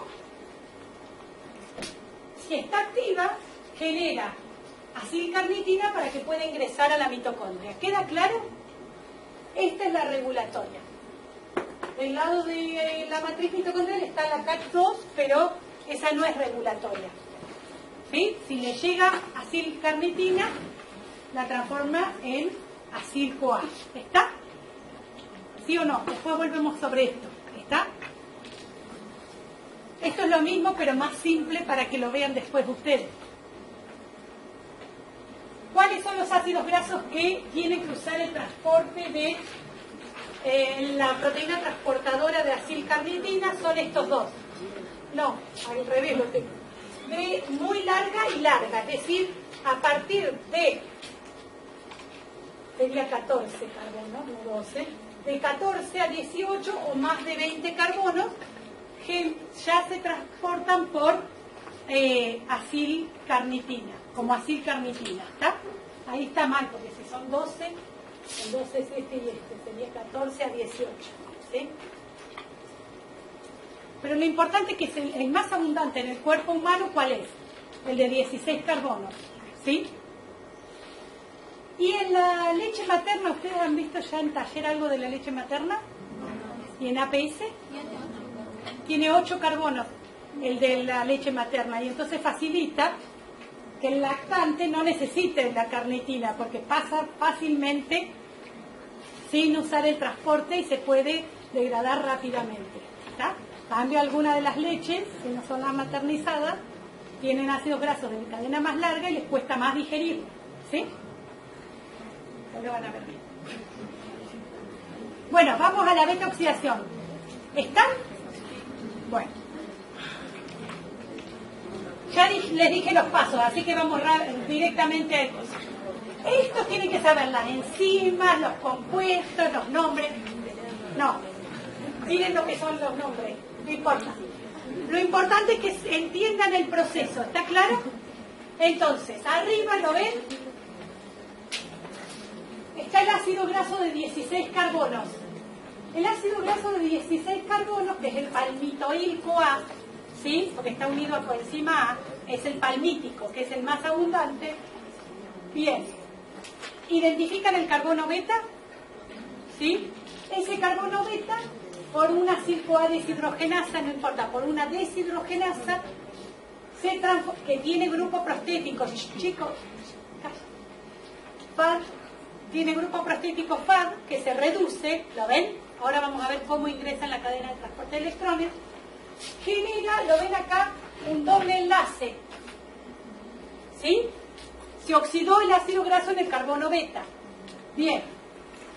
Porque le saqué hidrógeno, ¿sí o no? Le saqué hidrógeno. Después entra una molécula de agua y entonces ese doble enlace se transforma en un oxidrilo, ¿lo ven? Bien. Eso me parece que lo tengo marcado, pero... Después se vuelve a oxidar con una oxidación ligada a NAD. Y el NAD se reduce a NADH, ¿sí o no? Bien. Entonces ahora tengo, no importa, el compuesto se llama cetoa5A, no importa. Tengo esta que era la cabeza del ácido graso, que es un grupo carboxílico. No lo ven porque en vez de oxígeno acá tengo el azufre de la coenzima A. ¿Y el carbono beta qué tiene? También como un grupo carbonilo, y lo que pasa es que la tiolasa rompe este enlace. ¿Y qué pasa? En este ácido graso que quedó con 2 carbonos menos, se une la coenzima A, ¿lo ven? ¿Y qué me libera acá? Un acetil-CoA. Entonces, ¿yo qué hago?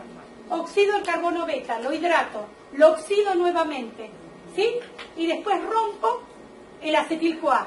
La cabeza del ácido graso viejo sale como acetil-CoA y ahora tengo una nueva cabeza de ácido graso. ¿Está claro? ¿Sí o no? Lo que tienen que saber de esto es, ¿en qué consiste? Ahí voy, la beta oxidación. Una oxidación del carbono beta, una hidratación, una nueva oxidación. La primera ligada a FAD, la segunda ligada a NAD. Y después se rompe el ácido graso y se libera un acetil-CoA. El ácido graso, por cada vuelta de beta oxidación, lo van a ver en esta siguiente. Bueno, yo marcaba.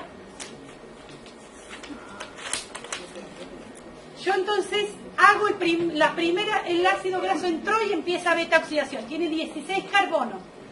Yo oxido el carbono beta, cuando lo tengo completamente oxidado, se rompe el ácido graso y me queda un ácido graso de 14 carbonos y un acetil-CoA. ¿Lo entendieron ahí? Bien. Ahora, ¿qué hago con el ácido graso de 14 carbonos? Tiene que volver a estar. Se oxida en el carbono beta, se hidrata, se oxida nuevamente, se rompe y se libera un acetil-CoA. Ahora tengo un ácido graso de 12 carbonos y otro acetil-CoA, ¿sí o no?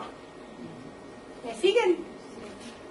Después, ese ácido graso de 12 carbonos se oxida, ¿sí? Se hidrata, se oxida, y entonces se rompe otro acetil-CoA, ¿sí o no? Y tengo un ácido graso de 10 carbonos, y así sucesivamente, es decir, voy rompiendo el ácido graso de a 2 carbonos. ¿Queda claro? ¿Sí? Ahora, si no vuelvo después para atrás, pero miren porque en esta me parece que lo van a entender mejor. Hasta que me quedo sin carbonos. Esto por ahí lo entienden acá. ¿Ven las rayitas celestes? Que va diciendo que voy rompiendo de a 2 carbonos el ácido graso. ¿Está claro? Pero no es, la diferencia es que yo no la rompo como 2 carbonos CH y nada más, sino que tuve que haber oxidado el carbono, ¿sí? Antes de romperlo. Vuelvo para atrás porque si no... O lo vemos acá y vuelvo después, si no, a la próxima. Entonces, ¿cuántas veces tengo que hacer los pasos de beta oxidación? La cantidad de veces es igual al número de carbonos que tiene el ácido graso dividido 2 menos 1. ¿Por qué es esto? Tengo 16 carbonos. Yo, ¿cuántos acetil-CoA puedo hacer con 16 carbonos? 8, ¿sí o no? Pero en la última vuelta que tengo 4 carbonos, oxido el carbono beta, qué sé yo, rompo y tengo 2 acetil-CoA. ¿Sí o no? Ya tengo los 2 acetil-CoA, ¿tengo que volver a oxidar esto? Entonces, en la última vuelta yo obtengo 2 acetil-CoA. Entonces, la cantidad de veces que pasa por beta oxidación un ácido graso es número de carbonos dividido 2 menos 1, porque en la última vuelta ya tengo los 2 acetil-CoA. ¿Se entiende? ¿Sí? Ya no tengo más carbonos para oxidar. ¿Queda claro? ¿Sí o no? Entonces el palmítico que tiene 16 carbonos, yo paso por 7 veces de vuelta a oxidación, de beta oxidación, 7 vueltas de beta oxidación o ciclos, y produce ¿cuántos acetil-CoA? 8. En cada vuelta o paso de beta oxidación, ¿qué obtengo? Un NAD, o sea, un FAD reducido y un NAD reducido, ¿sí o no? Que van a la cadena de transporte de electrones y que me generan ¿cuánto ATP? Por convención, 2 por el FAD y 3 por el NAD reducido, ¿sí o no? O sea que obtuve, a ver si lo tengo acá, y ahora les muestro. Un FAD reducido y un NAD reducido por cada ciclo de beta oxidación. Son 5 ATP en la cadena de transporte de electrones, ¿sí o no? Además, obtengo ¿cuántos NADH y FADH por cada acetil-CoA que entra a Krebs? ¿Yo qué hago con el acetil-CoA? Si no estoy, sobre todo si estoy en un miocito, ahora vamos a ver en el hígado. Pero si estoy en el músculo, ¿se acuerdan que estaba la lipólisis activa en ejercicio aeróbico, sí o no? Llegó el ácido graso al músculo, al miocito, y entra en beta oxidación, ¿sí o no?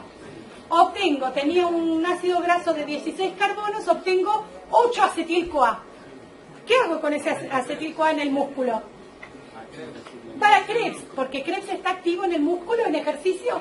Sí. Entonces, porque tengo calcio, ¿no es cierto? Bien. Y si tengo oxígeno, ¿está claro? Bien.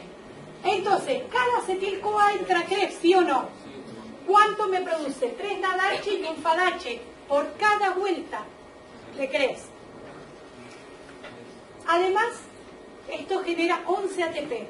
Además, tengo 1 ATP por fosforilación a nivel de sustrato. ¿Se acuerdan el GTP que después pasa a ATP? ¿Me siguieron? Después no les pregunto los números, es para que ustedes entiendan cuánta energía da, ¿sí? 12 ATP por vuelta de Krebs, es decir, 12 ATP cada vez que oxido un acetil-CoA. Antes lo preguntaban, pero ahora, digamos, son números, pero yo quiero que entiendan el concepto, ¿sí? Yo tengo 12 ATP por cada acetil-CoA y además tengo 5 ATP por las primeras partes de la beta oxidación. ¿Me entienden? Bien. Y entonces, ¿cuánto obtengo en total? De un palmitato obtengo 35 ATP solamente por los pasos de beta oxidación. Más los 8 acetil, 96 ATP. Entonces le resto los 2 ATP que gasté para activar el ácido graso y tengo 129 ATP por la oxidación de un ácido graso de 16 carbonos. ¿Queda claro? ¿Sí? ¿Qué? Claro, millonario, dijo. Entonces, 129 ATP, ¿está claro? ¿Sí? Ahora les pregunto, ¿la beta oxidación puede ocurrir en ausencia de oxígeno, sí o no? ¿Dónde está ocurriendo la beta oxidación? En la mitocondria. Si no hay suficiente oxígeno, ¿qué pasa con la cadena? No se reoxidan rápidamente NAD y FAD. Entonces, ¿puede ocurrir la beta oxidación en ausencia de oxígeno? No, es una vía aeróbica. ¿Queda claro? Bien. Otra pregunta más. Esto ocurre en el miocito. A ver, ¿cuándo está? Profe, Sí. si con esta vía generamos tanto ATP, ¿por qué es más importante la glucosa? No, no es más importante. Depende situación metabólica, depende órgano, tejido donde me encuentre. Esta vía ocurre en el cerebro, entonces el cerebro ¿qué necesita? Glucosa. ¿Está claro? En el hígado, que está en gluconeogénesis, ¿cuál es la vía que le provee energía? Esta. ¿Está claro? En el músculo en ejercicio, ¿qué ocurre? Glucólisis cuando tengo todavía fuente de glucosa y beta oxidación están ocurriendo al mismo tiempo en el músculo en ejercicio. El músculo en reposo, ¿qué utiliza principalmente? Beta oxidación de ácidos grasos y no glucosa. ¿Está? Entonces, no es que sean importantes, depende de la situación metabólica, ¿sí? La disponibilidad de combustible y el órgano en el que esté. ¿Se entiende? Bien. Que la hayamos estudiado antes no quiere decir que sea más o menos importante. La pregunta es, que quiero que ustedes me la contesten. Esto ocurre en el miocito, ¿sí? En ejercicio. ¿Querés sacarte la campera? Porque te veo que te sentís mal, ¿no? Porque se puso más caldeado. Bueno, porque siempre es el calor que hace. Ay, está prendida eso. Escuchen la pregunta porque todavía me falta darles cuerpos cetónicos, ¿sí? Así pueden ir a comer. Y sí, porque así... imagínense que ustedes tienen que estudiar partes de lípidos solos que yo no se los doy en el teórico, entonces por lo menos lo que les doy en el teórico... Bien, perdón que yo llegué tarde, me perdí 20 minutos. Ya termino y vamos a cuerpos cetónicos y ahí terminamos, ¿sí? La pregunta es, si no quieren que les haga la pregunta, en el hígado, ¿cuánto ATP obtengo por oxidación del ácido palmítico en el hígado? En el hígado, cuando está activa la beta oxidación, ¿qué otra vía está activa? ¿Se ubicaron? La gluconeogénesis, hígado. A ver si lo tengo en una diapositiva. No, esto después se los doy porque no es tan importante. Uy, los ácidos grasos insaturados lo leen ustedes.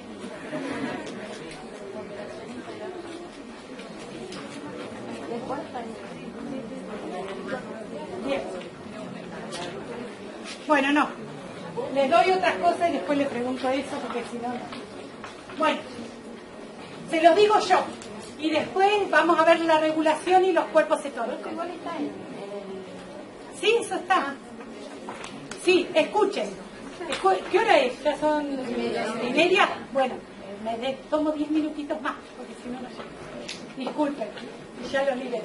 Entonces, regulación de la beta oxidación. Antes de ver eso, les pregunto. En el hígado, en gluconeogénesis, que está en gluconeogénesis, está activa también la beta oxidación, ¿no es cierto? ¿Cómo estaba Krebs? La velocidad de Krebs. Disminuida porque el oxalacetato me lo llevé para generar glucosa, ¿sí o no? Entonces el acetil-CoA que viene de la beta oxidación, ¿puede entrar a Krebs? ¿En el hepatocito? No. Entonces va a ir a formar lo que llamamos cuerpos cetónicos. ¿Queda claro? No, que muchos me habían dicho que no. Pero... Entonces, ¿cuánta ATP voy a generar en el hígado por beta oxidación cuando está activa la gluconeogénesis? Solo los que me vienen del NAD reducido y el FAD reducido de los primeros pasos, pero no los ATP que me da el acetil-CoA que entra a Krebs. ¿Está claro? Entonces, de todo esto que tenía, ya sé que les cuesta, pero no. O sea, no les cuesta, en realidad que están cansados. Volvamos acá. Si estaba en el músculo, obtenía 35 ATP de los pasos de beta oxidación, ¿sí o no? Más 96 ATP del ciclo de Krebs. En el hígado, ¿cuánto ATP voy a generar? Solo los 35 de la primera parte. ¿Está claro? Bien. Y después tengo que ver cómo me saco de encima el acetil-CoA. ¿Sí? Les repito la regulación de la beta oxidación. Vemos re poquito del cuerpo cetónico y los libero. ¿Sí? Regulación de la beta oxidación. Ya les dije, ¿cuál es la enzima regulatoria? Chicos, hay mucho murmullo y cuesta. La carnitina aciltransferasa 1, ¿sí o no? ¿Se acuerdan cuál era? La que permitía que la carnitina se una al ácido graso y entre a la mitocondria. Y esto es difícil, lo vamos a retomar cuando veamos síntesis de ácidos grasos. Esta enzima está inhibida alostéricamente por un compuesto que se llama malonil-CoA. Ahora lo anotamos, pero no tenemos ni idea de dónde sale. Yo les digo que es un intermediario de la síntesis de ácidos grasos. ¿Está claro? Entonces hay un compuesto que inhibe la CAT1. Ese compuesto aumenta cuando está activa la síntesis de ácidos grasos. ¿Está claro? ¿Cómo? A la CAT1, que participa de el transporte de ácidos grasos a la mitocondria. ¿Sí? ¿Está claro o no? Después lo retomamos en la clase que viene y lo retomamos esto, ¿sí? Lo de la CAT1, porque lo importante es que escúchenme un minuto y ya las libero. Si el ácido graso entra a la mitocondria, se degrada. Hasta ahí estamos, se oxida. Bien. Entonces tengo que ver si levanto la barrera y que pase o no. ¿Quién hace eso? La CAT1. Ahí estamos. Bien. La CAT1 es la que sintetiza acilcarnitina. ¿Está? Perfecto. Ahora, si estoy sintetizando ácidos grasos, porque estoy en otro periodo, ¿cómo me aseguro que esos ácidos grasos que recién sinteticé en el citosol no entren a mitocondria y se degraden? Porque si yo gasté ATP para sintetizar ácidos grasos, no quiero que se degraden rápidamente. ¿Me siguen? Entonces, un intermediario, un compuesto que participa de la síntesis de ácidos grasos, viene y me inhibe a la CAT1. Baja la barrera. ¿Está claro? Para que no entren los ácidos grasos a mitocondria. Más o menos quedó. Después retomamos cuando veamos síntesis, ¿sí? Y las enzimas de la ruta son inhibidas por el producto directo y por retroalimentación negativa. Es decir, si se me acumula NADH, no ocurre la beta oxidación. ¿Está claro? Como si por eso, si se acumula NADH o FADH, no ocurre la beta oxidación, por eso es una vía como aeróbica. Ya no están. Están acá conmigo.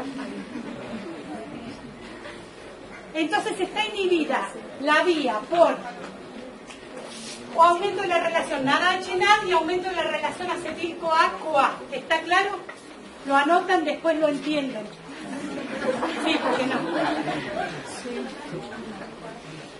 Esto ya lo estuvimos diciendo, ¿sí? Pero es lo más... Les menciono esto porque es algo que tomo mucho en los finales y que en los parciales y que les cuesta, pero después lo retomamos. Ya lo dijimos, cuando está activa la beta oxidación en el hígado está activa la gluconeogénesis, ¿sí o no? Está deprimido Krebs por drenaje del oxalacetato. ¿Me siguen? Entonces el acetil-CoA no entra a Krebs y se acumula y se forman ¿qué? Cuerpos cetónicos. Y esta es la explicación de lo que ya vimos, y va a formar cuerpos cetónicos que son estos tres, que después lo ven en detalle, ¿sí? Y lo importante de estos cuerpos cetónicos es que el hígado los sintetiza pero no los usa y entonces los exporta al corazón, al músculo, al riñón y al cerebro, que los usan como fuente de energía. ¿Está claro? A partir de los cuerpos cetónicos esos tejidos vuelven a formar acetil-CoA, ¿sí? Y ese acetil-CoA en esos tejidos entra Krebs, ¿sí o no? Y me da energía. ¿Está claro? Y eso no lo vamos a ver en detalle, se lo doy en la clase que viene.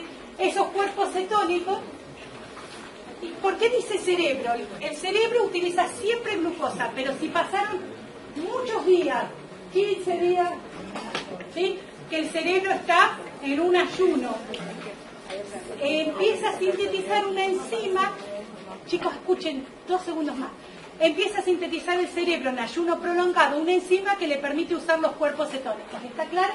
Entonces cuando está en una situación extrema de ayuno, empieza a usar los cuerpos cetónicos del cerebro. ¿Queda claro eso? Bien. Y otra, esto no, ya después se los doy bien. Pero no, lo importante es Después les doy bien cuáles son los cuerpos cetónicos, cómo se sintetizan, cómo se usan. Pero quiero que se vayan con esta idea porque lo van a tener que llegar hasta ahí en la guía. ¿Qué es?